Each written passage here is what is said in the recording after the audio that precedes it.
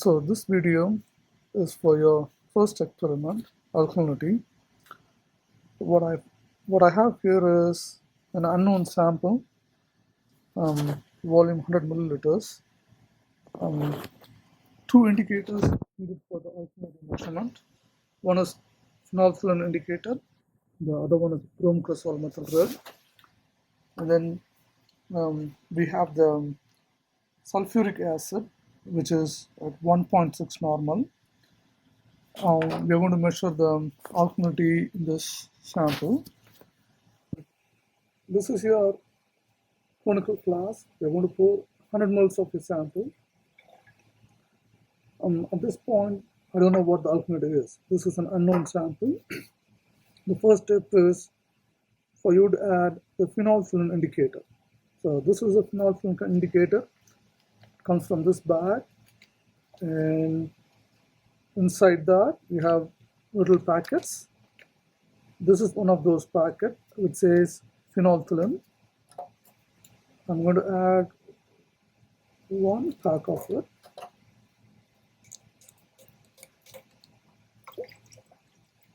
And now the sample turns pink. Once your sample turns pink, some cases your sample may not turn pink. It may be colorless. If it is colorless, go ahead and add the brome cresol methyl red indicator. But if you do get a pink color, you're going to titrate that with 1.6 normal sulfuric acid. It should go from pink to colorless. So let's do that. Now to operate this one, this is a digital titrator, and you have the display that shows the number of units. If you rotate the bottom one, I'm going to rotate the bottom one, you can set it to 0. If you rotate the top one, it will allow the acid to flow through the tube. So this is the cartridge that is filled with 1.6 normal sulfuric acid. Once you turn this one, it's going to release the acid through this point. Now this tip has to be below the liquid layer at all the time. So let's do it. I'm going to put this inside.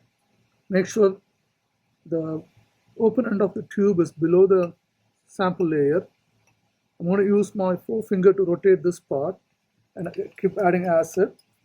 When I add acid, I'm also going to keep this mixing. I should keep adding acid till I get a colorless color or pink to colorless endpoint.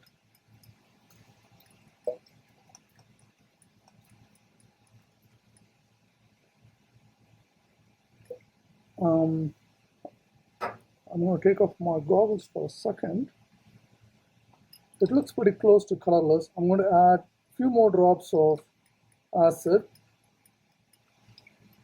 And I think it's called, yes, I would call this a colorless point. So from pink, we went to colorless.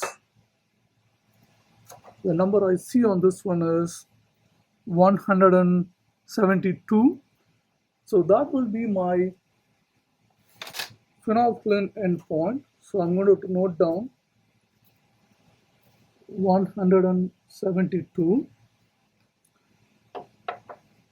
Once it turns colorless, I'm going to add the second indicator, which is brome cresol methyl red.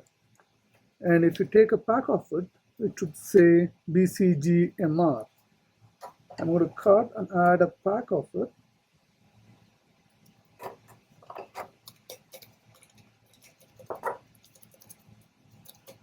Okay, once you add this one, you get a different color mixture. We are going to start from the phenolphthalein endpoint. We are not going to zero the instrument at this point. Now it says, I said 172 before, but it actually reads 171. So I'm going to change this to 171. And I'm going to continue my titration with 1.6 normal sulfuric acid. Remember, this end of the tube should always be below the liquid layer. Now this, we have to titrate to a light pink color endpoint.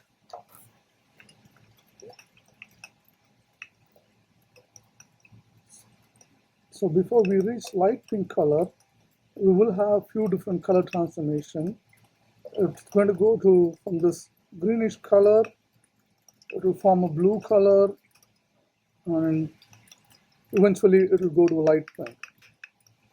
You want to be careful.